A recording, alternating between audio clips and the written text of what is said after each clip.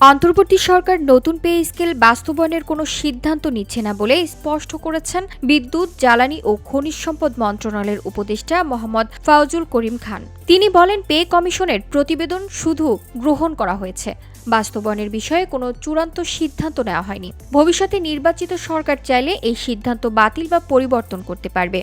মঙ্গলবার সরকারি ক্রয় সংক্রান্ত উপদেষ্টা পরিষদ কমিটি এবং অর্থনৈতিক বিষয়ক সংক্রান্ত উপদেষ্টা পরিষদ কমিটির বৈঠক শেষে তিনি এসব কথা বলেন।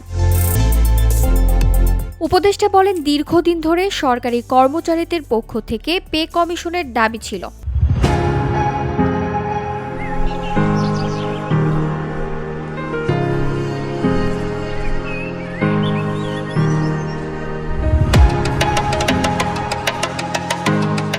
সেই ধারাবাহিকতায় একটি স্বাধীন পে কমিশন প্রতিবেদন দিয়েছে। তবে অন্তর্বর্তী সরকারের মেয়াদ মাত্র সীমিত সময়ের হওয়ায় এই সরকার পে কমিশন বাস্তবায়নে যাচ্ছে না।